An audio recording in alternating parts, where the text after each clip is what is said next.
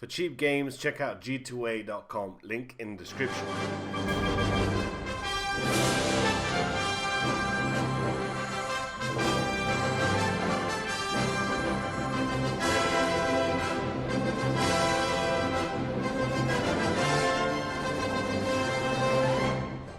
Ah yes, another Battle Royale game is in the making. Now, I've had this game for a number of weeks, but I never really got around to playing it. First time I remember joining this game, I joined out and sort of parachuted out of the plane, and then went straight through the map, so I thought, nah, not really the type of game I'm going to be playing straight away, so I've just sort of left it for a couple of weeks, did a couple of patches in. It's still in the closed beta, so they're still sort of working on it. And I decided that this weekend I'm just going to give it a go, see what's it all about. I mean, I've never really been a fan of Battle Royale games. I didn't really play in Arma 3. I didn't play in Arma at all, really. I didn't play H1Z1 either, because I'm just not really a fan of these things. And before that, oh, yep, he fucked. So I decided that this weekend, it's going to be the weekend when I'm going to give it another go, see what's it all about, see if it's improved a little bit, and see what we think about the game. Now, before you get your pitchforks out and start blaming that this looks like a fancy H1Z1 and it looks a bit too similar to the stuff that's out there on the market already, keep in mind that the guy behind the Arma Battle Royale and the guy behind, he was basically a consultant on H1Z1, it's the same guy making his own game, because he's probably got to the point and thinking, well, hang on a minute, why should I work for anybody else when I can milk my own money out of this, and why not make some coin out of it? Just a simple math. About a year ago, another game came out. It was called The Calling. If you remember that one, you had to put all sort of sticks together and things like that in order for you to create weapons. Now, that game has got about 200 people or so playing it every day, and last time I checked it on SteamDB, there was like 90 people playing it, so it's pretty much sort of dead. Not really a lot of people are playing it still, but it doesn't really matter, because at the end of the day, it sold 550,000 copies. You can check that on SteamDB, and you can see how many sales they had. So put that at $20 or 20 euros, and you're looking at 10 million split between 4 or 5 people, 2.5 million each. So it's not too bad if you ask me. So I think that's kind of the reasons why he decided that, yep, I need to make another Battle Royale game where we're going to get in there and make a bit of money, because why work for somebody else when I can just make my own coin? Now, as for the game itself, it runs decent, I would say. It doesn't run too well. I mean, I'm running this on an i7 with a GTX 1070 and 16 gig of RAM, and I'm seeing quite a bit of choppiness in towns. It drops to about sort of 20 or so frames, and then it gets back to about sort of 40 and 50. But usually, I mean, you can sort of get around, unless you're not in the middle of the city all the time and you're not fighting there all the time. You'll get around with 30, 40 frames, something like that. It's playable at this stage. You can have your fun with it if you've gotten into the closed beta. Now, the game itself is going to be out probably in a couple of weeks, I think. I remember reading something on the main screen about the game coming out to early access. So if you, for some reason, you want to get into early access and pay for an alpha game and bug test and all that sort of stuff, then it's up to you. You can do that. As for the map, it's fairly a decent map for any Battle Royale game, and one of the cool things that I find is a little bit different than any other sort of Battle Royale, and H1Z1 sort of comes to mind, is that once you get inside one of the houses and you start doing some looting, you will find attachments for your weapon, from suppressors to scopes to things like that, which you can use, quick release magazines and things like that. They have all sorts of different things for submachine guns, for the Uzi, for the pistols, for the Kar98. They have an M24 sniper, they have the AWS sniper, they have, I mean, Kar98 is just too cool not to use, because it's old school vintage, man. You can't really go wrong with that. So it's kind of cool that you get to find all sorts of attachments. You find body armor, you find helmets, you find everything sort of has a level to it.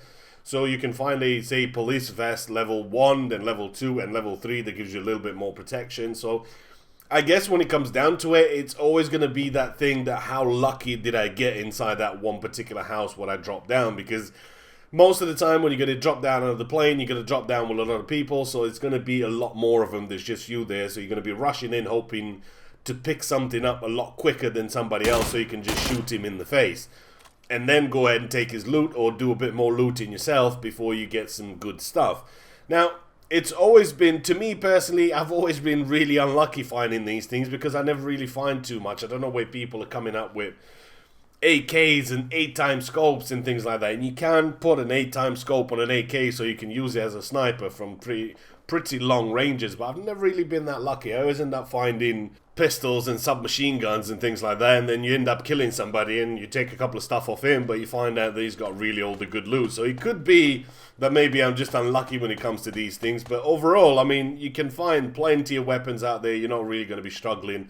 And there's a young squad there just chilling. Pow, he dead.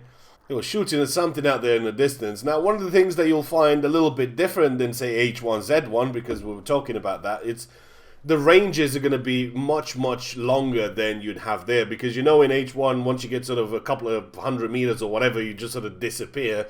You don't render in anymore. In this one, you do render quite far away. And because you have the sort of 4x scope, you have the 8x scopes, you can zoom in quite a lot and you can see a lot further in the distance. So you will be getting shot at, especially with people from AKs where 1 or even 2 shots to the body or to the head and things like that will get you killed depending on how much health you have. Obviously with a sniper rifle, M24, AWS, the CARG, it's going to be a 1-shot kill to the head. But to the body, you'll probably end up taking 2 shots, but you can still take it 2 shots from a really long distance. So you got to be a bit more mindful when you're playing this, because somebody could be a really long way away. You can't really see him because he's prone out in the bush, or he's laying down, or he's crouched behind a tree or something like that, and you will end up just being shot and you have no idea where from. So it kind of creates a little bit of a different atmosphere when it comes down to a battle royale game. What about loot? What about vehicles? How does that work? Well, there's plenty of loot, like I mentioned in the previous one. There's plenty of stuff for you to find, from medkits to bandages to painkillers to energy sort of boost drinks and things like that. You're going to find all of those inside houses and barns and things like that, where whatever you pick up is going to help you along the way. There's going to give you a slight boost, and meds and things like that. They're all going to have some sort of effect on your character. And as for vehicles, I mean, there's going to be plenty of vehicles out there. There's going to be the buggy, there's a UAZ, and there's also the mighty Dacia. So once you get yourself into that blue Dacia 1300, this is it. He's like, that is the pinnacle of how cool can you get into the game. And you'll see something, I've left it at the end of the sort of round, at the end of the video, I mean. If somebody does stop and you come out full up behind him and you just ram him that one time, then you will get a kill and you will be thrown out through the windshield, because it's just cool to do that. You don't really see that every day, especially when it comes down to video games, and I think that is a really cool feature that you keep in there, because you sort of just bump into him straight up at 100 kilometers an hour and you'll just see him come out the window. That is pretty cool.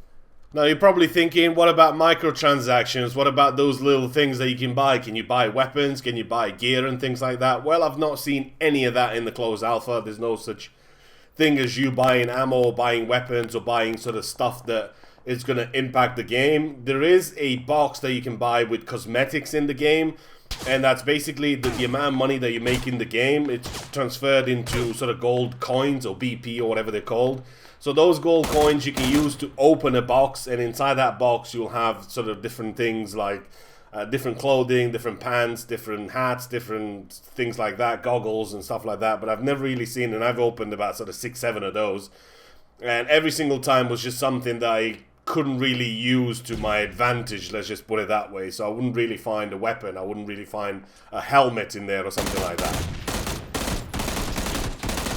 So I guess that can only be a good thing, because you're not really finding stuff that would give you a better advantage over somebody else. It's just going to be a sort of lottery what you find in there, but mostly it's just going to be sort of cosmetics and things like that. So considering we're coming up to the end of the match here, I mean, I'm not doing too bad. I think I've run out of every single med that I had, every single stimulant and boost and med kits and things like that. 8 kills is not too bad. The sort of the red zone, the gas or whatever you want to call it, it's coming in, and I'm kind of screwed here.